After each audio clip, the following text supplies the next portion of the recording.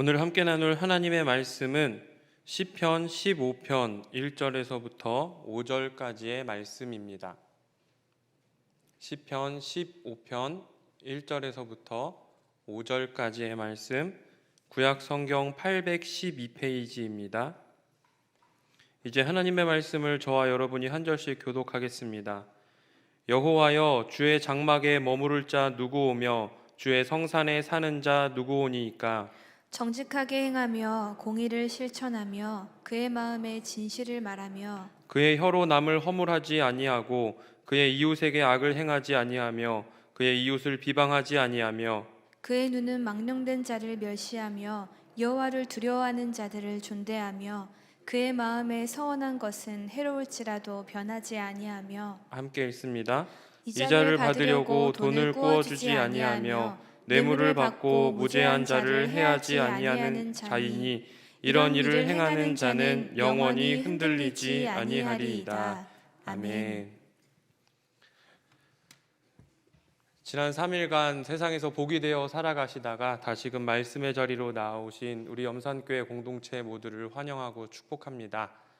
오늘은 자격지심이라는 제목으로 하나님 말씀을 나누고자 합니다. 우리 먼저 옆 사람과 함께 인사하겠습니다. 좋은 일이 있을 겁니다.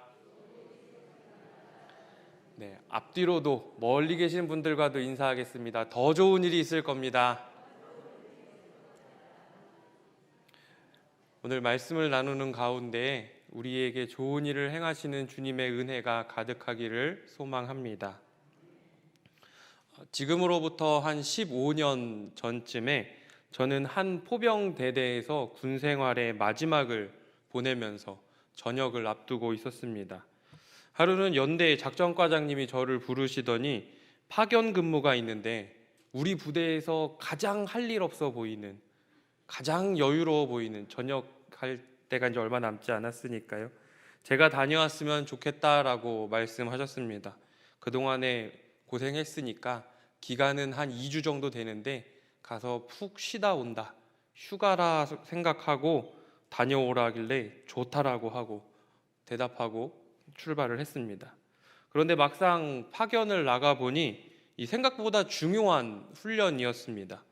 당시 수도방위 사령관으로 복무하시던 이 전 국방부 장관 한민구 중장님의 이 진급이 걸린 훈련이었습니다.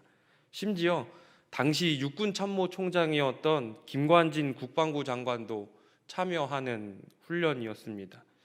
여유롭게 쉬기는커녕 2주 동안 바짝 긴장하면서 날마다 밤을 새워가면서 사단의 작전을 공부하고 브리핑하고 수도방위 사령부의 작전에 참여해야 했습니다. 보통은 이런 파견직은 계급이 높은 소령이나 아니면 이 대위들, 소위 짬 좀 먹은 대위들이 파견을 나가는데 나이도 어린 중위가 파견을 나온 것이 수방사령관의 눈에 굉장히 신기하게 보였나 봅니다. 그래서 저에 대해서 계속 질문을 하시기도 하고 시간이 날 때마다 이것저것 많이 물어보셨습니다. 여튼 모든 훈련들을 잘 마쳤습니다.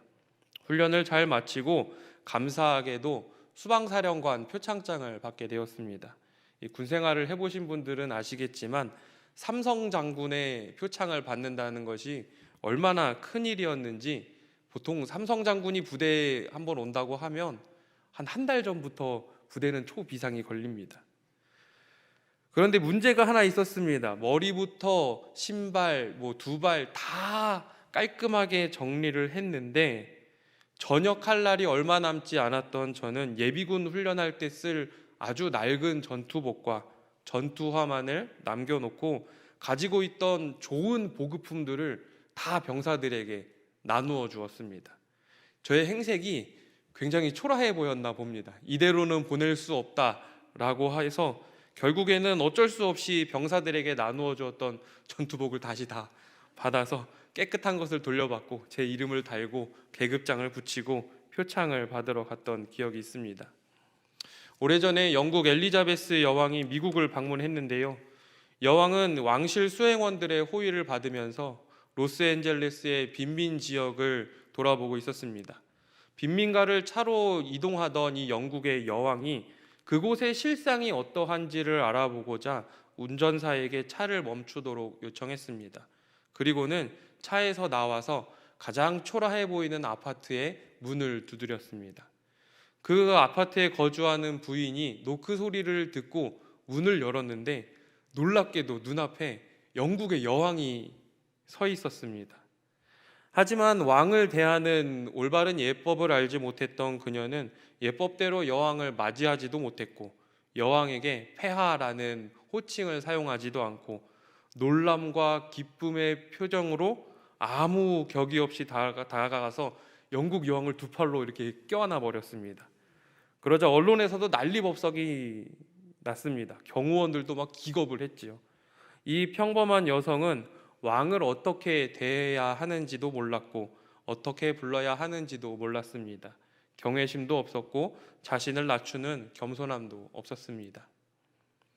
가끔 해외의 유적지나 좋은 레스토랑을 가면 이 드레스 코드가 있는 곳들이 있죠. 예를 들어서 태국의 왕궁에는 남성들이 반바지를 입고 갈 수 없다든지 슬리퍼를 신고 들어갈 수 없다든지 여성의 경우에는 원피스를 입어야지만 들어갈 수 있는 음식점이 있다든지 하는 그런 드레스 코드가 있는 경우도 있습니다. 저희 부모님께서 몇 년 전부터 철원에서 토마토 농사를 짓고 계신데요. 철원 지역에 가보면 정말 많은 외국인 노동자들이 있습니다. 대부분은 정식 체류 비자를 받아서 일을 하는 사람들이지만 종종 불법 체류를 하고 있는 외국인들이 있기도 합니다. 한국에 관광 비자로 들어왔다가 몇 년 동안 나가지 않고 일을 한 이후에 나갈 때 벌금으로 200만 원만 내면 된다라고 해서 한국에서 돈을 벌어 가는 사람들이 있습니다. 외국인이 우리나라에 거주할 때 외국인 등록증을 받는 것처럼 우리나라 사람들도 어딘가에 갈 때 비자를 받지 않습니까? 어떤 나라이든지 그 나라에서 체류하려면 그 나라가 인정하는 자격 조건이 갖추어져야 합니다. 이것저것 여러 가지 상황들을 설명드렸는데요. 오늘 시편 15편이 바로 이런 배경과 같다고 이해하시면 편하실 것 같습니다. 1절을 보십시오. 여호와여 주의 장막에 머무를 자 누구 오며 주의 성산에 사는 자 누구 오니이까. 이 시편은 성소 즉 예배의 자리로 들어갈 때 예배의 자리로 올라갈 때 부르는 노래였습니다. 먼 곳에서 예루살렘을 향해서 가는 사람들이 불렀을 수도 있고 혹은 예배자가 하나님께 예배하기 위해서 이 성막들 입구에 도착했을 때 암송하는 구절이었을 수도 있습니다. 어떠한 경우이든 이 시편은 예배자가 거룩하신 하나님의 존전에 들어가기 전에 들어갈 준비를 하며 불렀던 노래라고 할 수 있습니다. 이러한 관점에서 볼 때 오늘 이 시편 15편의 말씀은 주를 믿지 않는 사람들에게 주어진 말씀이라기보다는 하나님의 부르심을 입은 여호와 하나님을 주님으로 고백하는 주의 백성들, 즉 그리스도인들이 어떠한 삶을 살아야 하는지 깨닫게 해주는 말씀이라 할 수 있습니다. 따라서 오늘 이 말씀을 통해서 우리 그리스도인들이 어떻게 살아야 하는지 그리고 왜 그렇게 살아야 하는지 말씀을 통해 잠시 묵상해 보고자 합니다. 먼저 본문의 이 간단한 구조를 살펴본다면 크게 두 가지로 나누어 볼 수 있을 텐데요. 첫 번째로 1절은 성소에 오르면서 예배자들이 제사장들에게 던졌던 질문이고요. 두 번째로 2절에서부터 5절까지의 말씀은 질문에 대한 제사장의 답변이라고 볼 수 있습니다. 다시 말하면 예배자가 어떤 사람입니까? 라는 질문에 예배자는 이런 사람입니다 라고 대답하는 것이지요. 본문을 묵상하면서 가장 먼저 눈에 띄었던 것은 주의 장막에 머무를 자 그리고 주의 성산에 사는 자의 자격을 논할 때 그가 유대인이어야 한다든지 그가 신앙생활을 얼마나 오랫동안 했다든지 그가 얼마나 그 예배를 드리는 절차들을 잘 준행하는지 혹은 그의 신앙이 얼마나 경건하고 믿음이 깊은지를 따지는 것이 아니라 가장 먼저 예배드리는 사람의 삶과 윤리적인 태도를 제시하고 있다는 것입니다. 즉 너희가 나에게 예배를 드리려고 하느냐? 그렇다면 일단 너의 삶을 먼저 돌아보아라. 월요일부터 토요일까지 혹은 어제 너의 하루의 삶이 어땠는지 돌아보고 나에게 나아오라는 것이지요. 예배의 태도가 아니라 예배자의 삶이 얼마나 올바르게, 얼마나 의롭게, 얼마나 진실만을 말하였는지 돌아보라는 것입니다. 예배 드릴 때는 누구나 다 이렇게 경건한 모습으로 자신을 포장할 수 있습니다. 이렇게 온화한 미소를 짓기도 하고 친절한 얼굴로 자신을 돋보이게 만들 수도 있습니다. 하지만 우리는 평소에 얼마나 진실을 외면하고 얼마나 우리가 정의롭지 못하고 얼마나 올바른 일들에 눈을 감고 살았습니까? 하나님은 우리의 예배의 태도보다, 지금 이 자리에서 드리는 이 예배의 태도보다 예배 이전의 삶의 모습들에 더 관심을 갖고 바라보신다는 것을 말씀을 통해 깨우쳐 주십니다. 예배 이전의 삶이 예배에 합당한 윤리적인 삶이 아니면 그 사람은 예배할 자격이 없다라고 선언하고 있는 것이지요. 특별히 본문에서 요구되는 그 예배자의 행동들, 즉 올바르게 행동하고 의를 행하는 것이 그저 개인적인 윤리를 말하는 것만이 아님을 우리는 눈여겨볼 필요가 있습니다. 단순하게 정직하고 성실하게 살아라 라는 것이 아니라는 것이지요. 정의는 필연적으로 이웃과의 관계를 포함하고 있습니다. 3절을 보십시오. 그의 혀로 남을 허물하지 아니하고 그의 이웃에게 악을 행하지 아니하며 그의 이웃을 비방하지 아니하며.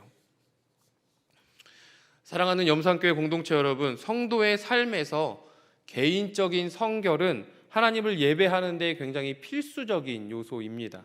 그런데 제가 개인적인 성결이라고 표현한 것이 개인만의 성결을 의미하는 것은 아닙니다. 쉽게 설명하면 사회라는 이 공동체 안에서 하나님의 말씀을 따라 사는 개인으로서 성결하게 살아야 한다는 의미입니다. 또 이것을 성경의 단어를 사용해서 조금 다르게 표현해 본다면 공의를 행하는 사람이다라고 할 수 있을 것 같습니다.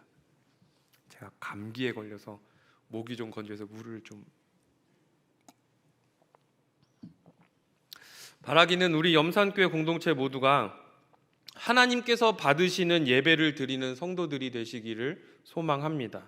그런데 중요한 것은 하나님께서 받으시는 예배는 시간을 정해놓고 드리는 이 공예배뿐만 아니라 우리의 삶의 예배도 포함한다는 것이지요.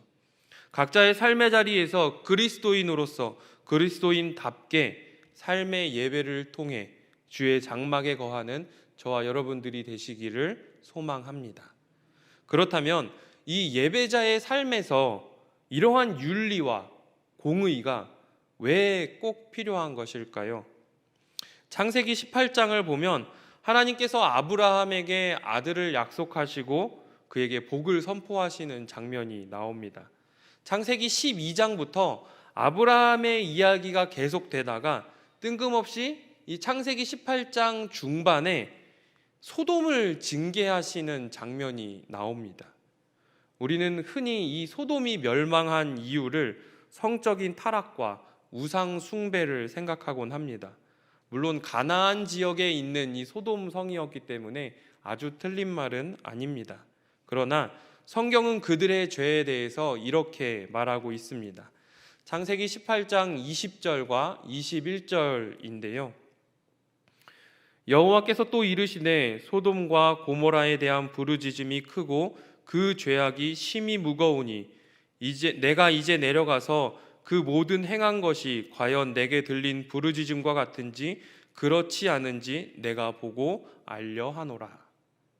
여기에 나오는 이 부르짖음이라는 히브리어 단어는 체아카라고 하는데요.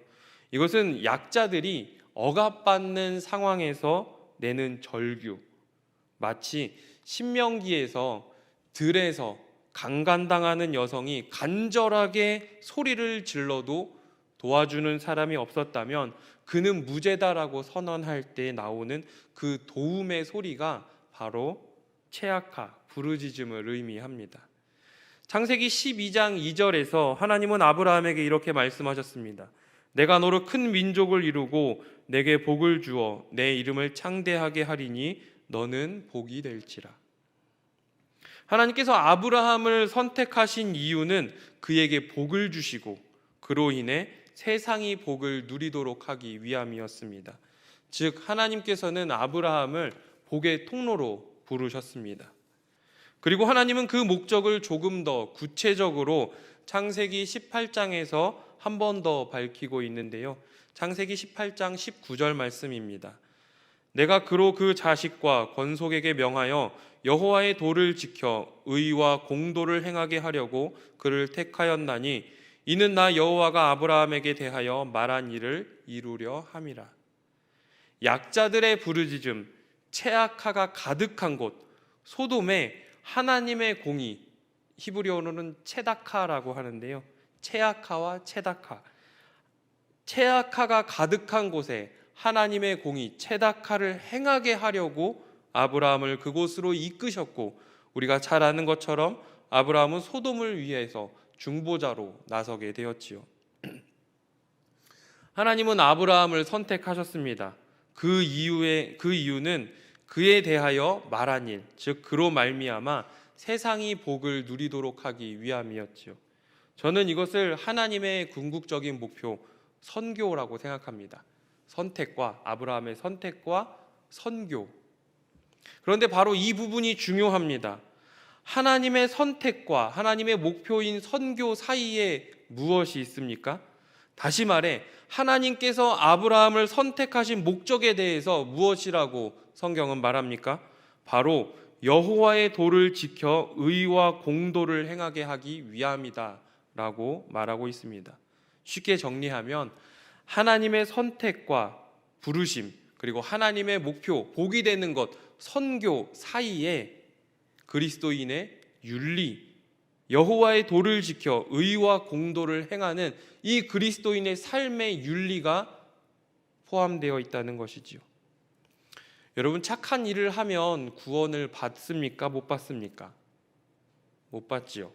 착한 일을 아무리 많이 해도 예수 그리스도를 믿는 믿음이 없으면 구원을 받지 못합니다. 그러나 구원받은 사람의 행동은 반드시 착한 행동이어야 합니다. 이 문장을 이해하셨나요? 의와 공의를 행하는 윤리적인 삶으로 구원을 받은 것은 아니지만, 의와 윤리적인 그런 삶으로 구원을 받는 것은 아니지만 복으로 부르심을 받은 그리스도인의 삶은 반드시 하나님의 공의를 그의 삶의 자리에서 실천해야 한다는 것입니다. 오늘 이것이 본문에서 이야기하는 예배자의 조건이고 또한 우리의 삶의 예배가 되는 줄 믿습니다. 현대의 그리스도인들이 세상의 지탄을 받는 이유는 그들이 믿는 대로 살지 못하기 때문입니다. 그들이 고백하는 대로 예수님께서 사셨던 그 삶의 방식을 따르지 않고 자신의 만족과 나의 욕심을 위해서 살기 때문입니다. 예수를 믿는다고 하면서도 남을 속이거나 하나님을 사랑한다고 하면서도 남을 비방하고 헐뜯거나 싸우거나 나는 그리스도인이라고 하면서도 그 속에 물질의 욕심이 가득한 사람은 온전한 그리스도인이 아닙니다. 오늘 시편 기자는 예배자의 조건과 그의 삶의 태도를 말하면서 개인의 성결뿐만 아니라 이웃과의 관계에서 나타나는 정의와 공의를 포함하고 있습니다. 사랑하는 우리 염산교회 성도님들 모두가 우리의 삶의 자리에서 주님께 드리는 이 삶의 예배를 통해 신실한 예배자로 살아가시기를 축복합니다. 말씀을 정리하겠습니다. 저는 오늘 설교의 제목을 자격지심이라고 정해보았습니다. 본래 저는 누군가가 저에게 물어보실 줄 알았거든요. 이 자격지심의 이 한자가 우리가 알고 있는 그 자격지심의 한자는 아닙니다. 본래 자격지심은 스스로 부딪힐 격이라는 한자를 써서 스스로 부딪히는 마음, 즉 자기가 한 일에 대해서 미흡하게 여기는 마음이라는 뜻인데, 저는 한자를 조금 바꿔서 바탕, 재료라는 의미의 자, 그리고 자리 또는 지위라는 의미의 격.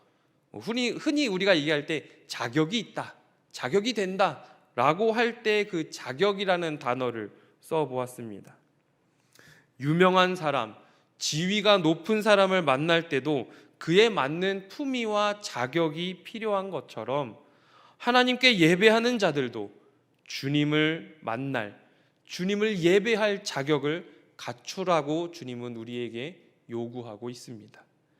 하나님의 선택과 부르심을 받은 그리스도인들이 주님의 장막에 거주하며 주님의 장막에 머무르며 주의 성산에 사는 것 같은 그러한 예배자로서 나아갈 때 우리에게 어떤 자격이 필요하다 성경이 깨우쳐 줍니까? 약자들의 부르짖음, 이 최악화가 가득한 세상 가운데에서 바로 윤리적인 삶, 실제적이고 실천적으로 주님의 정의와 공의를 행하며 이 최다카를 행하며 사는 사람이 예배자로서 자격이 있다, 성경은 우리에게 말하고 있습니다. 이것은 구원을 받는 조건이 아닙니다. 구원은 예수 그리스도를 믿는 믿음으로 은혜로 주어진 것이고, 예배자로서의 자격은 구원받은 하나님의 백성들이 하나님의 선택과 목적인 선교 사이에서 그리스도인들이 마땅히 행해야 할, 그리고 우리를 통하여 이루실 하나님 나라를 위해 꼭 필요한 자격입니다.